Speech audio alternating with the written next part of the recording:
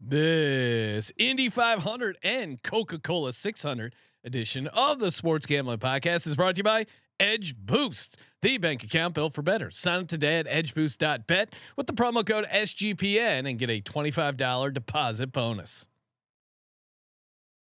This is Jerry Glanville, and you're listening to SGPN. Let it ride, brother.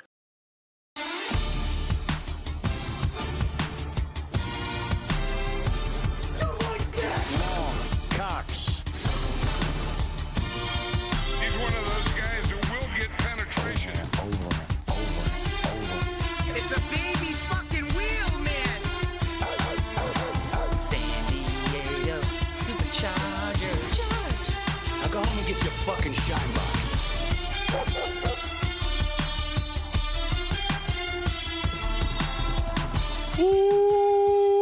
Welcome everyone to the Sports Gambling Podcast. I'm Sean, stacking the money green with my partner in picks, Ryan, Real Money Kramer.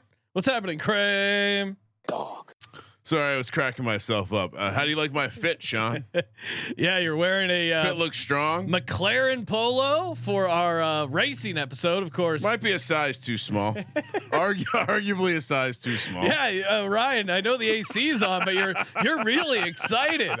I mean, it's the kind of material. It's like those the certain golf shirts that they're not uncomfortable, but it's a firm enough. You know, it's new. Also, first time wearing this. But it's firm enough where it's actually there's a little. Anytime I move, there's a little bit of like playful friction with my nipples. Is that why they're so hard?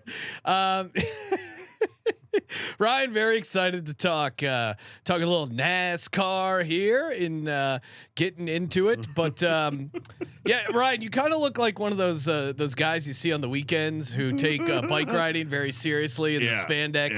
Yeah. You look like you just got off like a 30-mile ride. Anytime, I mean, you see them all the time in LA, where like they have the shoes that like snap into the pedals. Take bike riding very seriously. Yeah. You know what? When there is future plans for me to have a bike. Plan on riding to and from the house to the office a couple times a week. Really? But Oh my god. Now are you gonna get like a sweet bike outfit with I like wasn't the going aerodynamic to. helmet? I wasn't going to, but now that you mention it, bike shorts. Kramer coming in with bike shorts. What's up, guys? Is there anyone doing bike content right now?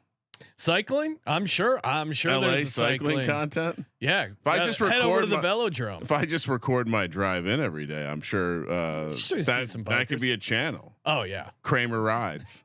Ride with Kramer. There you go. Ride with the Kramer. Ride with Kramer. I give out picks while I'm riding to work.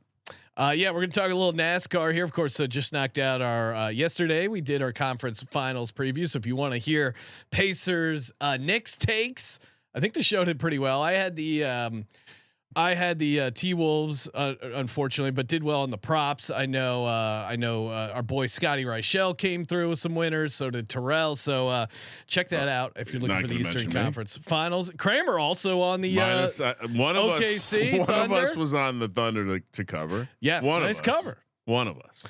All right, let's bring on the boys from the NASCAR Gambling Podcast. You got Cody Zeeb and Hot Rod Villagomez. What's happening, gentlemen? Thanks for hopping on. We'll start here with you, Cody. We got it. You're rocking one of our new hits in the merch store. Of course, promo code DGens, 20% off everything. Race officials. Let me go wide. Go solo. On Cody, yeah. Race officials are terrorists. Great shirt and great setup. Cause you see Cody calling into obviously our show, you see him calling in, or I watch the NASCAR Gambling Podcast, but your setup looks like a guy who really knows his racing. What's happening, Cody? Yeah, thanks for having me on, guys. This is welcome to the garage. I got old sign from 2009 F1 champion JJ Yaley, or at least that's what the messed up Fox graphics will tell you. Kramer, you do look like typical F1 fan, nice tight shirt going on there. So shout out to you for that. Yeah, listening to some like European dance music before the show. It's a European fit. Yeah. The Europeans like their nipples pulled apart. That's what it is. You ever look at it? That's why we had a Revolutionary War to separate Next time ourselves. you look at a European dude wearing a slightly too small polo or t-shirt, notice how it's extra tight in the chest area. Good. Now, Cody, over on the NASCAR Gambling Podcast, we came up, or you guys developed the idea of a car lift, which is like your version of the ladders. But we have Hot Rod over here. Do we have a nickname for you, Cody? A NASCAR related nickname? Come on, we need a good tout nickname for Cody. Do you have one yet, Cody?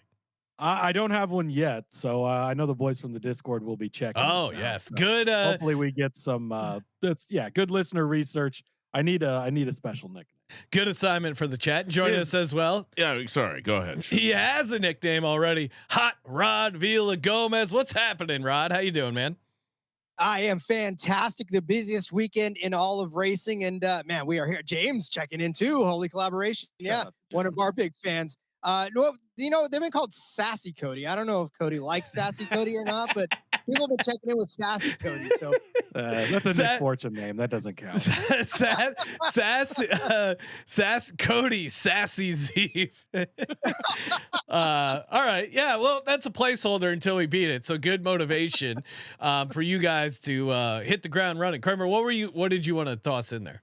Well, I was gonna say he does have the last name Zeeb. There's a lot to work with there, probably. Zeeb, something rhymes. It's an interesting, unique name. It rhymes with some words, probably. He's also a closeted chowderhead. In football. Patriots fan. Maybe another area where you can workshop some. It's a baby fucking wheel. Yeah, he's all Midwest until you talk football. Then he's a clam chowder guy. Z-man. Hey, Husker football. That's Midwest. But yeah.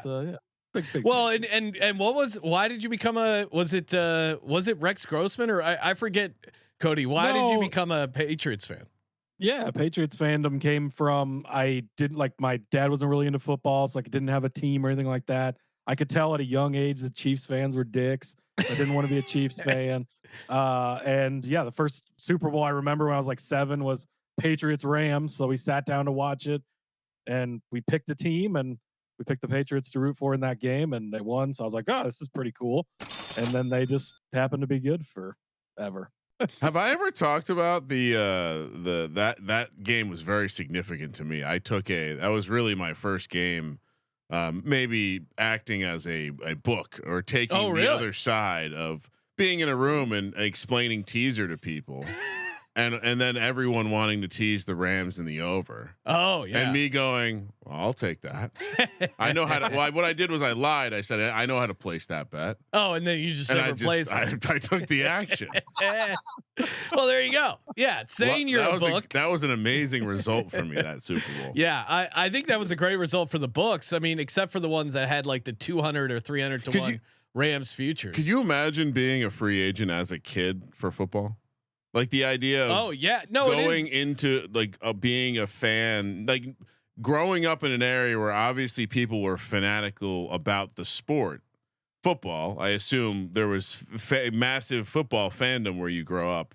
To not have a team where you just defaultly rooted for. I don't even know what that emotion would feel like. Well, and that was like the Huskers were. That's what everybody around here is. Huskers, and back then Kansas City sucks. Like nobody really cared about them anyways.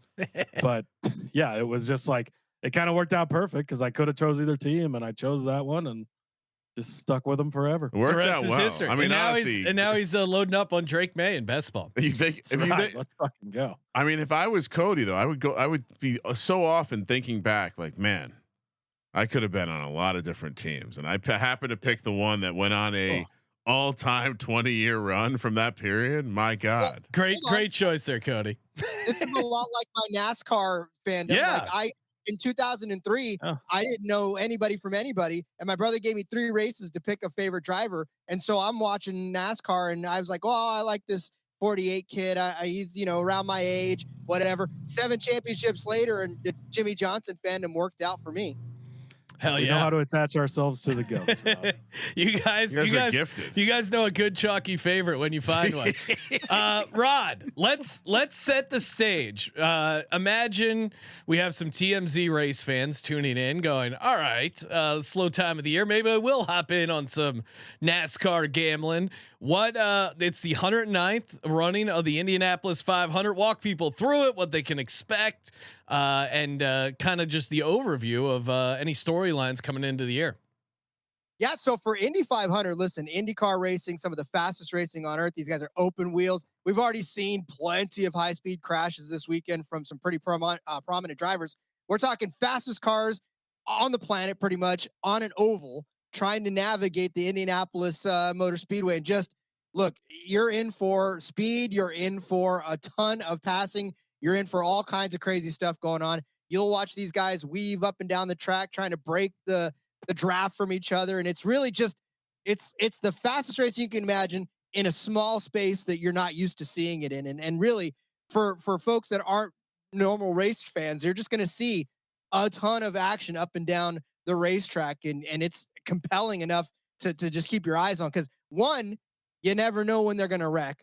And two, like you're trying to pick a driver and stick with them. And you're like, man, this is fun. And then you're watching them fly up and down the leaderboard as they pit. And I mean, there's so much going on that you don't get in a normal football game, a baseball game, a basketball game. The action is just in your face constantly. And there's no break other than the commercial breaks.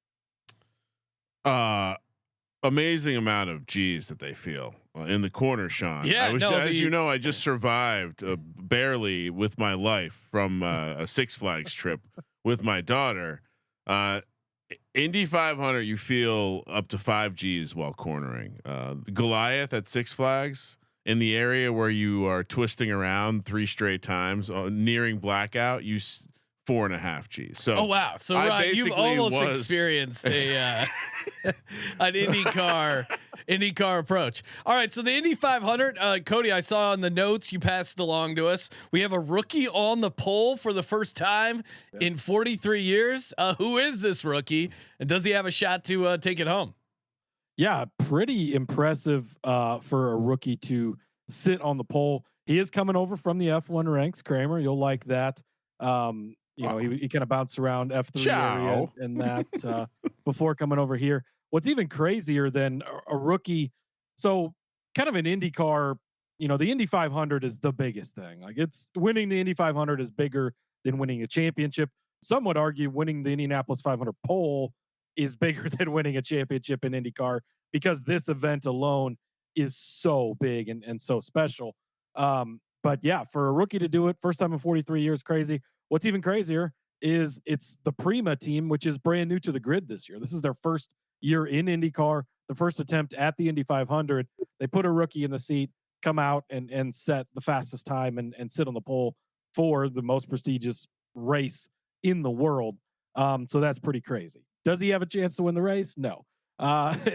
He's literally never even raced on an oval in his entire life before. Coming from F1, coming from karting, it's been all road courses. First time on an oval.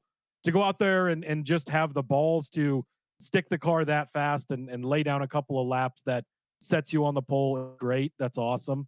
But he has no chance to win this race. And I'm hoping, based on the way his odds have shifted, he was crazy, ridiculous. Like one of the longer shots pre-qualifying. Now in some books, he's one of the favorites. We don't have head-to-heads just yet. They've not posted those yet. But if you can get head-to-heads against him, I would definitely be taking them, because I just don't think, once he actually gets out there in the draft, in the race, all of that, I don't think that we're going to see a ton of him being able to transfer that speed from qualifying into putting together a 500-mile race. Tyler in the chat asking, are we fading Larson? If you're not aware, we're talking about our good buddy Kyle Larson, who is trying to do the double. Of course, that's why we put him on the thumbnail show. No, he put Max Verstappen on to remind people of Cody's viral video where he said, "Who is it, Cody? Who is it that you said could?" Or Kyle Larson. Oh, Kyle Larson. Yeah, Kyle Larson could beat Max Verstappen, and I still still get comments and death threats from F1 fans. Oh yeah. Every once in a I while. spent an evening, there's right, rolling through those comments. The comments are That's insane. not good to the soul. Well, it'll be. I'll open it up and it'll be like drink bleach. And I'm like, all right, what is this question? Oh, okay. You responded to a guy's NASCAR versus F1 clip from 2 years ago. All right, yeah, I'm the crazy guy. But Kyle, it's still a very relevant argument. yeah, Kyle Larson, the best racer according to some. He's trying to do the double 1,100 miles. So basically, gonna do the Indy 500. They put him up in a helicopter and then runs the Coca-Cola 600. Rod, does this hurt his chances for each race? Does he? He tried this last year, correct? How did that go? Yeah, well, that did not go very well, but that was Mother Nature's fault. It was doing pretty much wreaking havoc with everybody from Charlotte to Indianapolis. He tried to start the race and just didn't get to the 600. It's funny. We were watching him fly in to, they were showing the planes. They were showing everything. They were showing the helicopter of Kyle Larson flying from Indy all the way into Charlotte. And then the rain shortened or at least gave us a red flag. And then as we watched the helicopter land, everyone was like, oh, Kyle Larson's about to jump in, start the Charlotte, race. And then they're like, no, we're done. We're going to call the race here halfway through. So Kyle never got a chance to even set foot in his car. This year, hopefully, weather notwithstanding, he'll be able to, because they've changed the rules now. They changed the rules in NASCAR that said if you miss a race, doesn't matter. We're attempting another race from another area. There's no more leniency. You just don't get a chance to be in the playoffs anymore. So there's no way on God's green earth he's going to miss the Charlotte 600, because he can't. Like, if he misses that Coca-Cola 600, he's not in the playoffs, can't compete.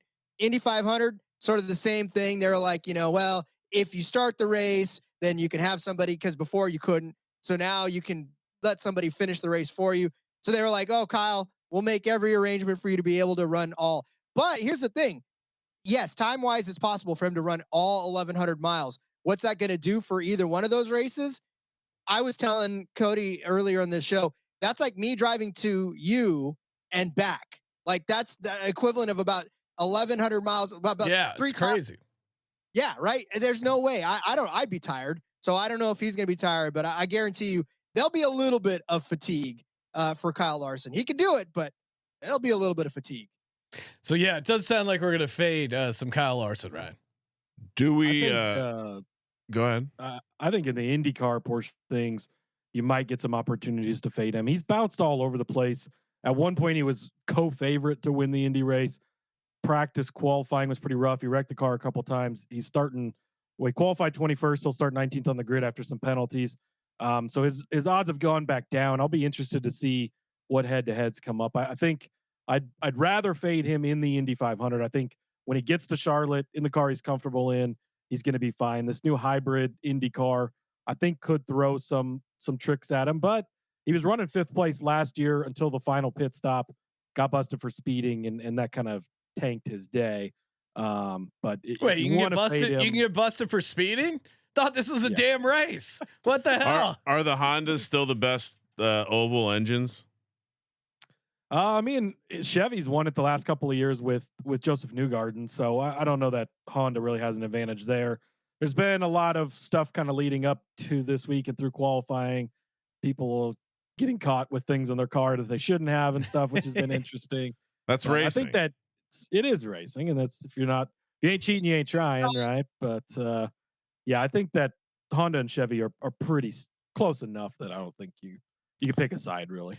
All right, we're gonna get real quick. Sean. Yes. Do you know when the winner wins the Indy 500, they drink what liquid? Milk. Milk. Do you know why they drink milk? That I don't know. What's the story behind that? Well, now I verified this only with one internet source, so I'm assuming it's correct. But in 1936, Lewis Meyer, the race winner, drank buttermilk. He grew up on a farm and drank buttermilk to refresh himself. Oh. And his mother had suggested he do that after the race that day. Dairy industry saw a great marketing opportunity. Also, Indiana has a dairy industry, so it's a nod to that. But Yeah, I couldn't think of a worse thing to drink on a hot day on a it's hot like that asphalt scene out of Anchorman where he's like so thirsty. Milk was a bad choice. That I would argue there's probably nothing you'd rather drink more because it means you just won the Indy 500. Well, that's true. Of course. Yeah. Well done, Cody.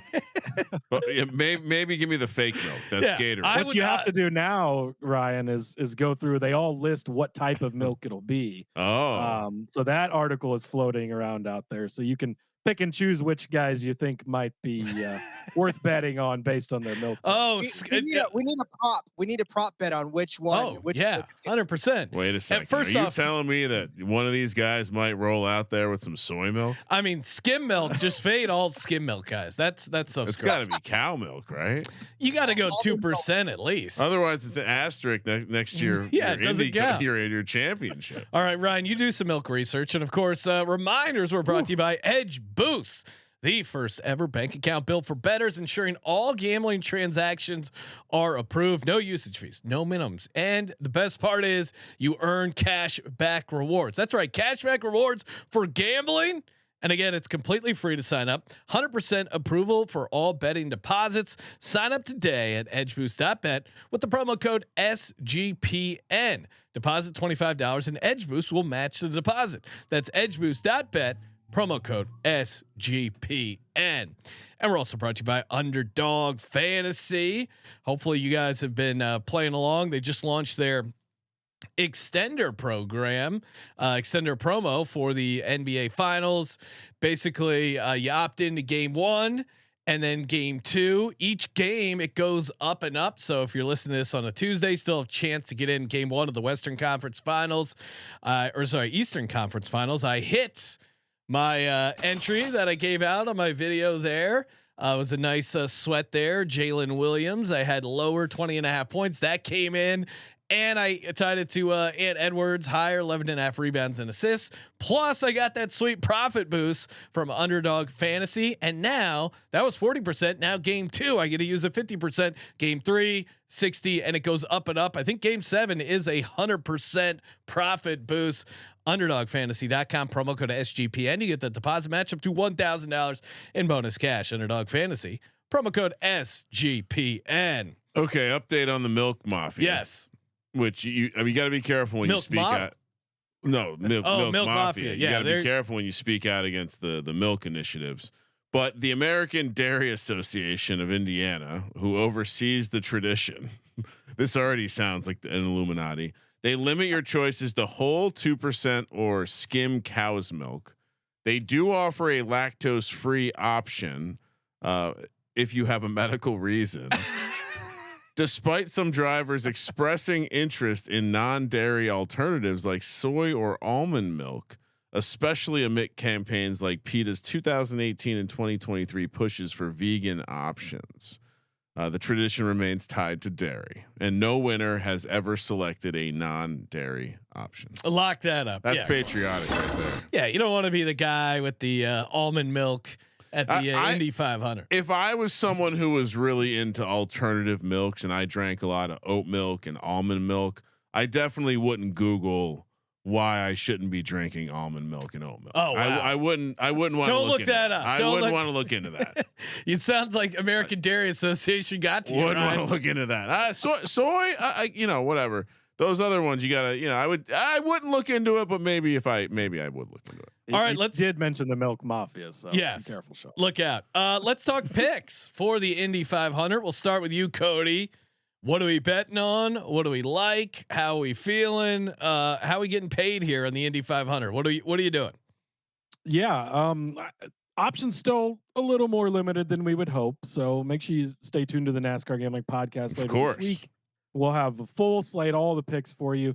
But top guy for me, Pato Award. He is the guy that I'm most focused on this week. You can get his top 3 number plus 185.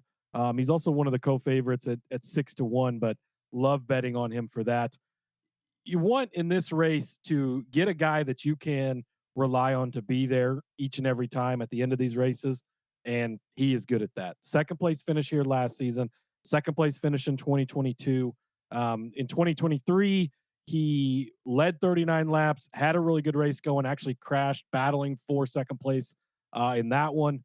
2021 race, he finished in 4th, 2020 in 6th.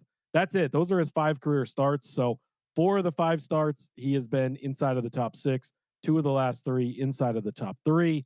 He's just a guy that's always there. He's been so close to winning this race. I think his time is due. And Kramer, he does drive for the McLaren IndyCar. I'm a McLaren man. I knew that. Yeah, big fan. Rod, I know everyone's going to be tuning in to the NASCAR Gambling Podcast. Great tease there by Cody, but anything you like here, early plays for the Indy 500? Yeah, so I'm actually taking a look at Scott Dixon, plus 550 for him to actually win this race. He's starting on the second row. I mean, Scott Dixon, just one of those guys that is continually good all over the place and is always hanging around. One of the better drivers that we've seen week in and week out. And at plus 550, I know he's among the favorites, but I mean, when you have speed enough to put yourself right there in the second row, especially through all of what's been going on, everybody getting caught, everybody doing stuff that they're not supposed to be doing. Yeah, he's definitely one of the guys that I like to win this race. But I'm also liking the winning car number. I actually love winning Rod. car. Rod loves this market. I remember this. He's a car number specialist. No, I feel it. I love car numbers. Odd or even, Rod? Odd or even? What are we doing?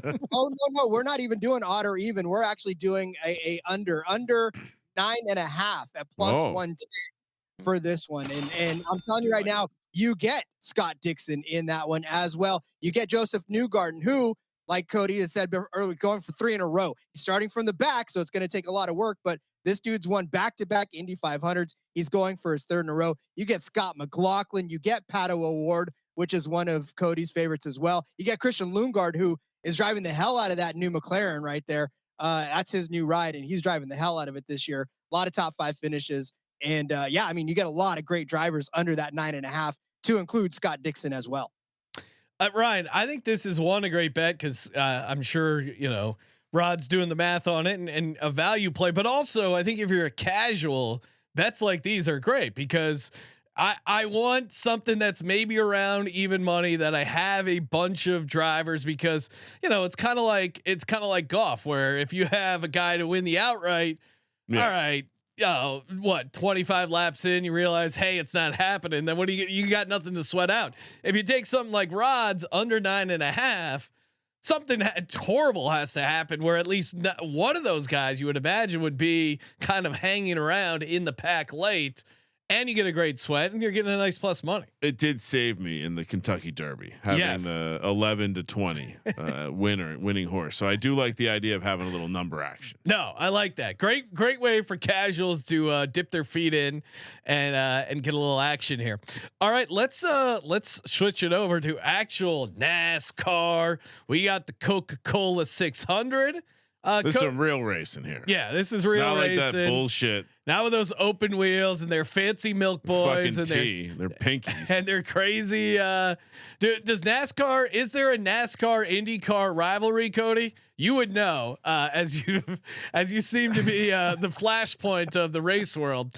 But do IndyCar fans not like NASCAR fans? Is there a rivalry there?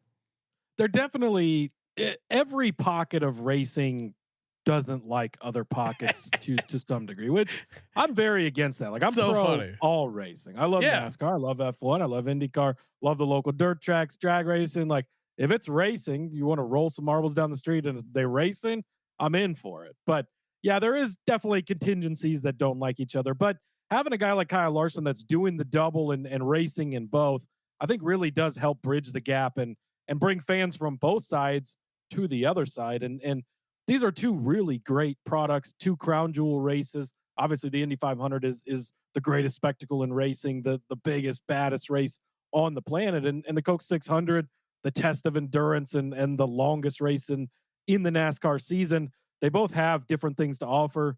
Obviously, one's open wheel, one's a stock car. So different types of cars, but you're going to get great racing out of both. So yeah, you'll have your people, your elitists who will turn their nose at the other one. But true racing fans like it all. Who makes more money, NASCAR driver or IndyCar?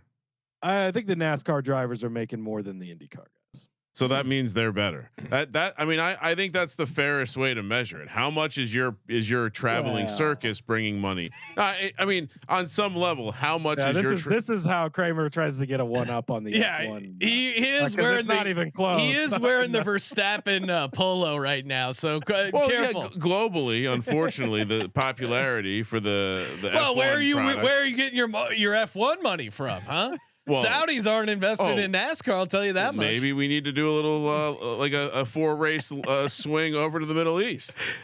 Grab some of that money. I mean, honestly, we're bringing the NFL over there. Fuck it, let's bring the NASCAR over there. Teach the Europeans. Their money's not they've green. Actually, they've been tossing about an international race. Well, first of all, they're going to Mexico. Yeah, going to Mexico this year and running a course down there in a couple of weeks.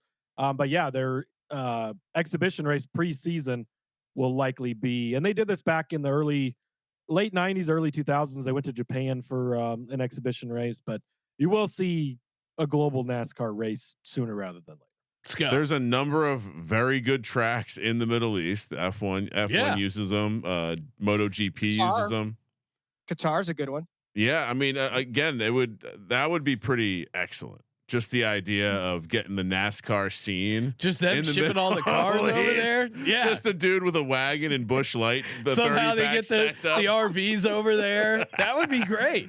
Oh, you know what they would do? Put a giant ship for the fans and bring them over. Have them, go to Monaco and bring. Oh yeah, that would be awesome, dude. You know, guys with like cut off jeans. The Middle East would just build. They would just bring RV. Like the RVs would be pre-parked, and you would just reserve. Oh yeah, it would be like a top-notch experience. They would somehow make a redneck, a bougie redneck experience. Like you walk in and it's nothing but High Life and like. Some sort of whatever seltzer. Oh, that's the bougie for NASCAR. Cut off the tank tops. Yeah. Oh, they got Miller High Life here. They got Shane Gillis as the host. They watch America. They know how to do it. Rod, let's talk actual race strategy. I know when we bring you guys on for Daytona, it's always fun because hey, it is. We might get some wrecks. There might be some crazy action. The long shots can come home. Does that apply here to the Coca-Cola 600? Are there types of drivers you want to fade? Types of drivers you want to hit your wagon to? What's the give us the strategy on Coca-Cola 600? Yeah, so unfortunately, it's not as chaotic as a super speedway race is, but I mean, there is going to be a lot of. It's 600 miles. This is the longest race on the entire calendar. These guys are driving for. They're starting in the daytime and then they're driving at night. So track conditions change. They have plenty of pit stops to deal with. And actually, we'll talk later on a bet that I really like that kind of makes that even more so. But the types of drivers that you're going to gravitate toward, some of the favorites, because obviously at 1.5 miles, they've got it down. You're going to be looking at the top of the board to try to grab some. Really where you're going to make your money is long shot top 10s, because if there is a certain level of chaos that does kind of happen and somebody slips into the top 10 that doesn't necessarily always get there, then you're going to benefit from that. But again, a lot of the Charlotte or the Coca-Cola 600 and the Charlotte Motor Speedway, it is just 1.5 miles, right? I mean, as much as it's 600 miles, it's still 1.5 miles race. And there are drivers that are ridiculously good, a la Kyle Larson, a la Denny Hamlin, these kind of guys that you see at the top of the leaderboard week in and week out, that you're going to need to put something on because they're going to probably end up being some of the guys contending for the win at the end. Well, I was you were talking about how grueling it is, and I brought some facts to the show. Oh, love facts. What do you got? Well, I feel like in the past, Rod and Cody have attacked me, suggesting I'm slanted towards the European racing of Formula One. But in a NASCAR race like this that lasts this long, a driver can lose up to 15 pounds in water weight, Sean. Can you believe that? That's an athlete right there. That is. Apparently, drivers are athletes. Yeah, we tried to tell you. Now wait, they got those strong necks. I feel like that cool suit in Phoenix. You will not feel like you're driving in a Sunday afternoon. Yeah, no, I golfed in Phoenix and I almost died. So I can only imagine being on a. I mean, luckily there was a cart girl with like wet frozen towels. Oh, very I felt nice. like I was just like, God bless you, woman. Rough day, Sean. It was. I mean, and I did everything right. I hydrated. I did shotgun a couple of beers, but which is not like you said, you did everything right. Yeah, it was a light beer. Doctor recommended a couple Fireball shots that probably didn't help with the dehydration. But do they? I feel like we've had this conversation, so forgive me. But do they use a catheter or do they just pee themselves, Cody? What's the move? They just pee themselves. A lot of the drivers are pretty open about it. Denny Hamlin's got his own podcast, and he's talked about it before. He more recently started doing it, and he said that the feeling was like euphoric of just my God, being able to relieve yourself in the car. And then Dale Jr. is very famous for always having white driver suits, and he would ask for like an orange Gatorade when he was getting out of the car and spill it all over his driver suit to hide the fact that he'd maybe used his that's gonna be awesome though. You're going 180 miles an hour and you really have to pee, and instead of having to pull over or go in a Gatorade bottle, you're just like, hey, let it rip. I mean, imagine you're passing someone going 180 while peeing yourself. Like you give a fuck. No, you're driving. It's got to be to Cody's point. It's got to be euphoric. Like you're on top of the world. Literally, nothing can slow you down. Challenge. I think that I'm going to do that doing outside. I'm going to drive by somebody and just look at them. Like, you know what I'm doing right now? Rod, if only you knew what was going on. Rod, next family road trip. No stops, kids. No stops. We're doing it NASCAR style. Well, Dad, are you sure you're all right? Oh, I'm living on the edge right now. Oh man, that's great. All right, hey, we're gonna hear your best favorite picks. Hold on, if they're pissing inside a fireproof suit, aren't those also waterproof? It's a great question. Where does it go? Does it just I swish think it? it's probably just gets absorbed. I mean, it's so hot in there, and it's just. I'm sure it's gone quickly, and like they're not just like peeing the whole time. I mean, obviously, 600 miles, it's hot, it's warm in there. Like a lot of it is being sweated out. I don't think they pee every race or anything like that. Well, and they probably don't. On occasion, they definitely do. Yeah, if you're losing 15 pounds of water weight, you probably don't have much to pee out to begin. They generally absorb the urine or sweat that comes off the NASCAR drivers. Kramer's getting all his. Kramer just has Grok open, just asking all these weird questions to Grok. All right, before we get your Coke 600 picks, of course, shout out to Circa Ultimate Fantasy Football Giveaway. Cody, I know you're addicted to fantasy football.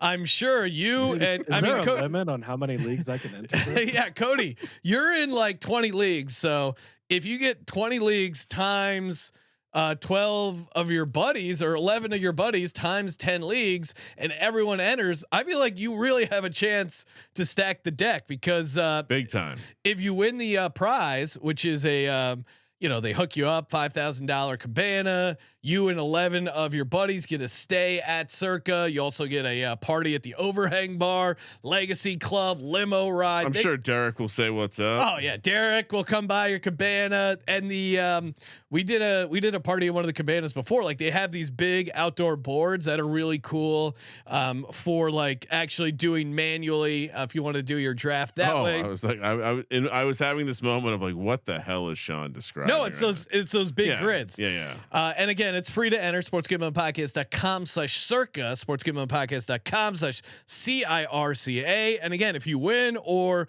if you just end up booking your fantasy football draft there and you're interested, hit us up. Kramer and I happy to hang out, MC it if that's something you're into. Until Jalen Hurts is drafted. Yeah, and then we got to go play some blackjack inside. Just protecting both of us. There you go. And of course, shout out to Rhythm, your home for AI back picks and props. Again, they've been dominating MLB. I know the MLB prop show with Rosenberg and Reichel has been dominating. So again, they get a lot of their plays from Rhythm. sportsgamblingpodcast.com/RITHMM get you the 7-day free trial. SGPN 25% off monthly. SGPN 50% off annual. Football right around the corner. Get your 50% off now. Covers you for football, college hoops. They cover golf. They just launched their WNBA product. A lot of reasons you should be getting down over at sportsgamblingpodcast.com/RITHMM. Last but not least, mybookie.ag. I get in there for NBA playoffs, MLB regular season, UFL, anything we talk about, you can bet on over at mybookie.ag. Promo code SGPN get you 100% match up to $1,000. Terms and conditions apply on the bonus. Mybookie.ag. Promo code SGPN. Can we point out that Jake somehow months ago identified 3 of the stars that will still be playing? Wow, that is really in the NBA playoffs here in this graphic. YouTube.com/sportsgamblingpodcast. He has Brunson, SGA, and Ant on a graphic he made months ago. Hopefully he parlayed no Celtics, no Celtics, Cavs, no LeBron. No, he Bang. knew. Oh, no Luka. He knew. Did we lose a Rod? Maybe Rod is all that going to the bathroom talk. Maybe Getting hot and bothered. Yeah, he had to go lead the Ty Gibbs fan club meeting. Okay, I want to know who Ty Gibbs. Wait, who is Ty Gibbs? Is Joe Gibbs' son. Oh, or grandson. That's grandson. Yes. And he's a NASCAR guy. Yeah, races for Joe Gibbs' team. This actually is going to be his 100th career start this week at Charlotte, so definitely got to keep your eye on. He's one of those drivers. I don't know in NASCAR as much, but I can tell you in Formula One, the Silver Spoon kids, not big. No one likes them.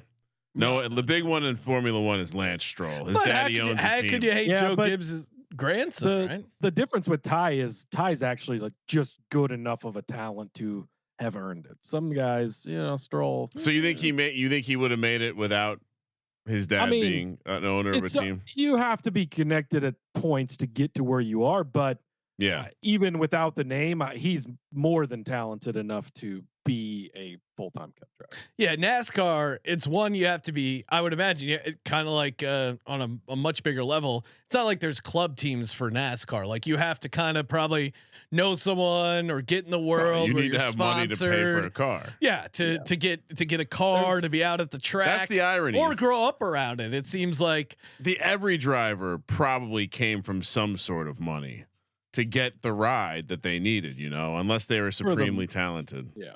For the most part, there's got to be money or connections or have somebody, supporting you to get there most of the time. All right, let's talk about the Coca-Cola 600. I know you sent over some plays you like here, Cody. Maybe give out some. Obviously, for the full thing, people want to subscribe to the NASCAR Gambling Podcast. But Cody, why don't you toss out some plays you like here for the Coca-Cola 600?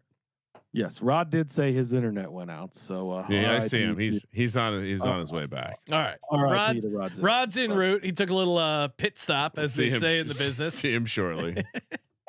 But yeah, that's Cody, toss in what you got here. Yeah, so fun market that I like to go to is top finishing manufacturer cars. So in NASCAR, there's Ford cars, there's Chevy teams, and there's Toyota teams. Those are your 3.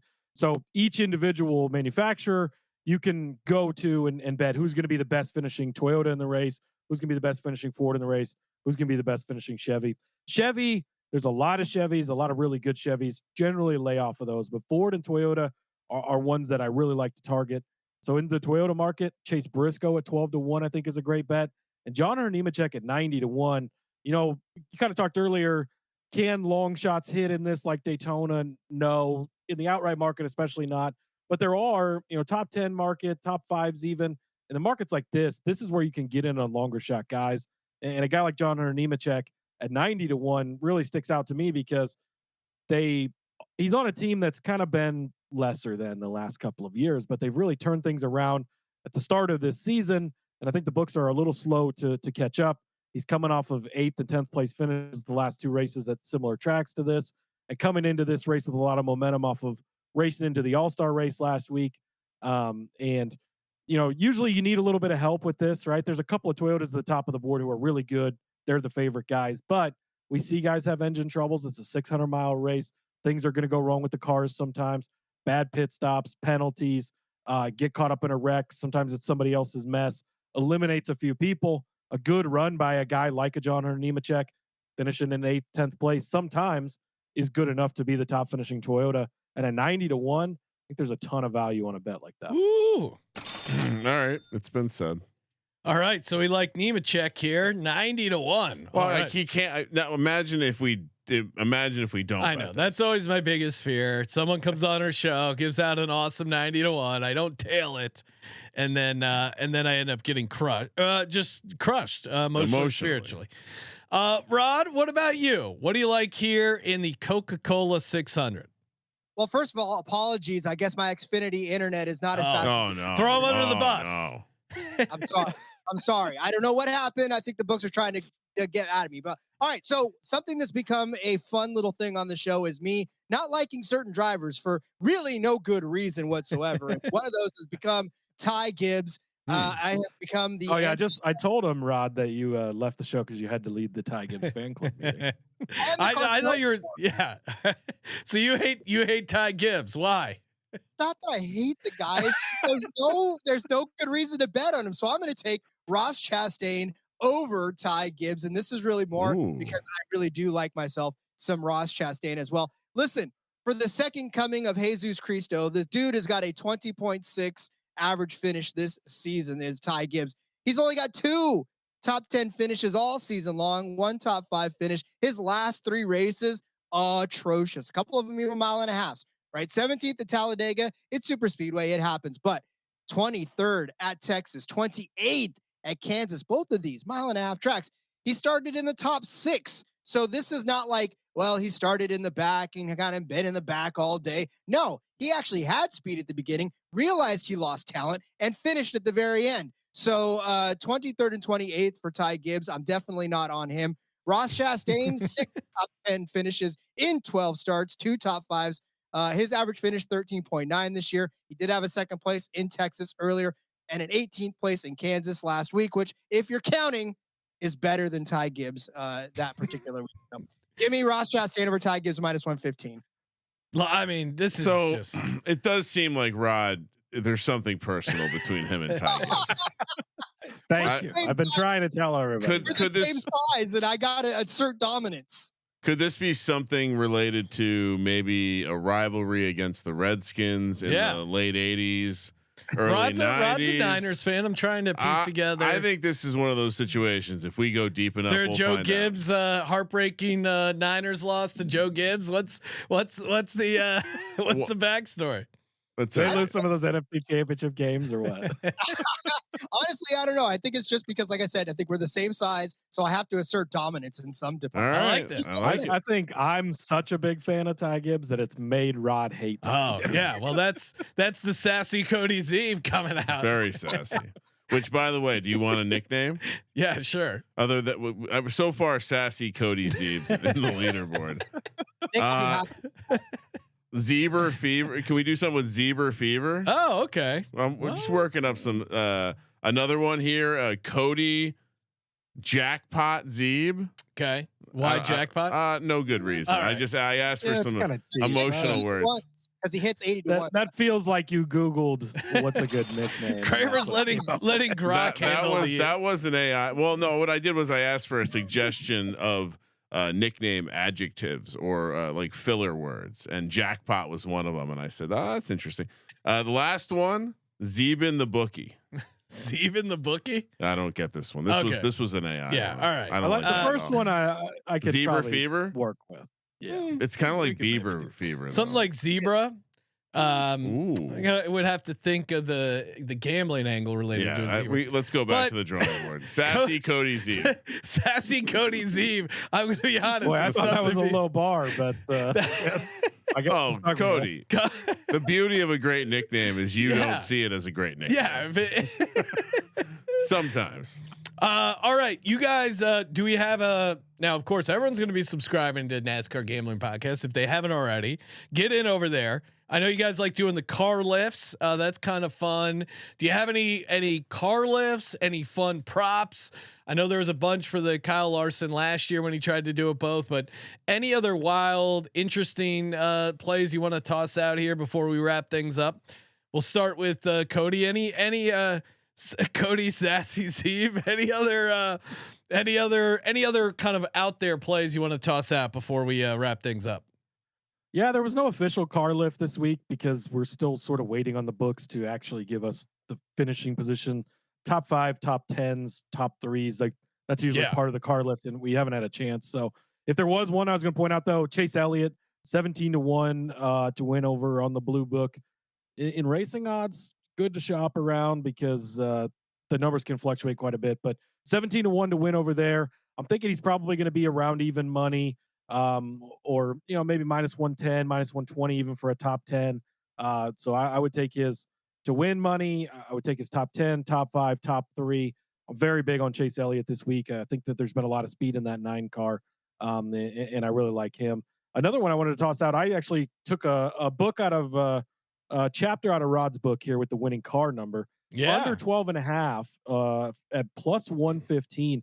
You get a ton of heavy hitters in the NASCAR Cup Series, and this is another one that if you want 600 miles of action again, long time. If you want to have somebody in the mix at the end, you're going to have a really good shot. There's 12 cars, 1 through 12, all included in this. I would say 10 of them really have a shot at winning this race. 9 a fairly decent shot. A couple of guys in there that probably won't win, but hey, they're included anyways. But you get the guys like Kyle Larson in this. You get Denny Hamlin, Ryan Blaney. Those are a couple of the heavy favorites in this one. You also get a guy like Chase Elliott in there. Some of the old timers and Kyle Busch, Brad Keselowski, in case they pop up and win, along with a guy like Ross Chastain, who Rod just talked about. So that's the winning car number bet that I think is a really good one, especially a plus money for this Coke 600.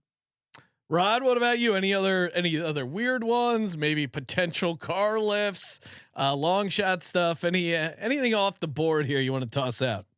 There are folks that say to me, Rod, I only watch NASCAR for the wrecks, to which I say, first and foremost, I don't like you, go away. But for those of you that do, you got total cautions. And the total caution here is set at 13.5. Whoa. -115 for the over. In the next gen era, which is the last 3 races on this track, give or take, right? You have seen 16 cautions in 2023. 16 cautions for 83 laps. 600 miles, there's a lot of landmines to jump into. The year before that, in 2022, 18 cautions. Now, last year, obviously, was only pretty much half of a race, right? They made it official, but there was already 7 cautions, 6 for cause before they threw that last caution for the rain. So you got to figure that we were well on our way for another 7 cautions before the end of that race. I don't know what it is. Maybe there's a lot of piss-filled suits and there's a lot of pissy people out there on the track that they just want to start bumping into each other. I don't know what it is, but for those of you who love watching NASCAR because of the wrecks, this is a way for you to cheer every single time somebody draws a caution. And if you get 14 of them, you're a lot richer for it. Let's go.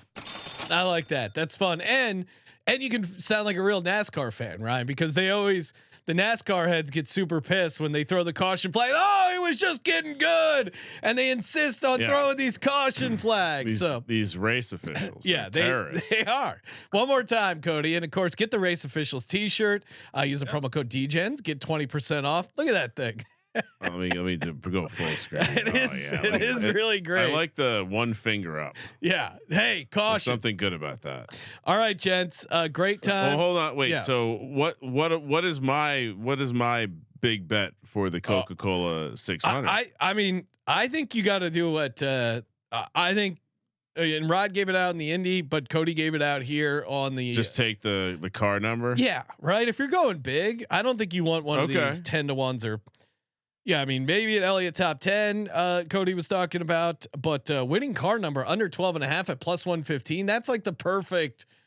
Yeah. I think that's the perfect play for a big bet. You get so many big heavy hitters in there too that feels like a good one. Can I ask a bonus race question for this weekend? We'll allow. Cody, Rod, does Ferrari have any chance to get on the pole at Monaco? Because you can take both Lewis and Leclerc for 200-1 each. Absolutely, they do. Ooh. All right, then I would say we're gonna bet the Ferrari drivers at 200-1 each. Are they really 200-1 each? Yeah, to take the pole. I mean, Leclerc won last year, if I'm not mistaken. I should have verified that. And Lewis Hamilton's Lewis Hamilton. Yeah, and that's a track where it's more like you need some speed, certainly, but there's a lot of technicality to Yeah, it too. if you win so. pole. I mean, that one year that Daniel Ricciardo won the race with like half his engine for the second half of the race. Sean, you remember that? Yeah, of course. That was wild. Iconic want dive to, into the pool. I did want to toss out there Kyle Larson to win both races. You can Oh. parlay for plus 13,550 if that floats your boat. Nobody's ever done it, but as we know, Kramer, Kyle Larson, greatest race car driver on the planet. Yes. So if somebody's going to do it, he's the one that could. Cody, What I would agree with, well, maybe something we can agree on is driving an open wheel car in a circle is not that hard. That's the more variance in that race. So that's the race that he will have a hard time winning. If you asked some of these guys and from the pole sitter, Robert Schwartzman, like he even said that it was very nerve wracking for him because he's driven F3 cars and he's done F1 practice sessions and all that, but he's never gone that balls to the wall fast on an oval. I mean, yeah, they go fairly fast in F1 for 0.3 of a second, but this is, I mean, 220, 230 miles an hour all out, pulling that many G's going into the corners and stuff. Driving in circles isn't as easy as it just sounds. I didn't know. Yeah, I didn't know Cody was a big Indy guy. That was a NASCAR guy. Hopefully this doesn't get out. He's just defending. I didn't know he was an open wheel guy. Racing guy. He's defending driving in circles, right? All racing matters. Is that the next shirt? Yeah, there you go. Yes, that'll get some clicks. All right. Good times as always, gents. Thank you. And it's just for different types of tires. Yeah, there's something there. Pirelli, Goodyear, Firestone. I mean, we did a whole episode about racing. We didn't even talk about rubber. Hopefully the rubber holds up, guys. All right. I did see a clip of them drilling a hole in the asphalt last week. I think it was neither NASCAR. I don't know where it was actually. NASCAR, IndyCar. I just never saw the guy come. He came up with a drill and drilled a hole in the. There was pressure and water started spewing out. It was wild situation. Anyway, shout out to rubber. Shout out to Rubber. Rubber Meets the Road over on the NASCAR Gambling Podcast. You can follow him on X at NASCAR Gambling. You can follow Cody Sassy Zeeb over on X at Husker_Zeeb. The chat came up with Cody Zephyr Zeeb. Yeah, that's fun. I don't understand that one either. Maybe we go sassy, but we spell it with Z's. Oh, okay. Of course, you can follow. Whoa, hold on, Sasseeb. Yeah, that's no, it's too much. It's still in the garage. Like sass Zeeb, sassy Zeeb. Hopefully the picker can get to work and bring me a better nickname for the next it's show. good. It's good. Good project for the show. At RJ Villagomez as well. Put a bounty out on it. Ooh, I like that. Come up with Cody's nickname. We'll get you a SGPN gift card. 100%. You can get your race officials or terrorists, little SGPN racing gear as well. Good times as always. Make sure you subscribe to the NASCAR Gambling Podcast. We will be back talking early NFL Survivor with our buddy CJ, and of course, as always, thank you for participating in the Sports Gambling Podcast. For Sports Gambling Podcast, I'm Sean, stacking the money green. He's Ryan. Derek almost looked nervous discussing the Survivor contest. Kramer, let it ride.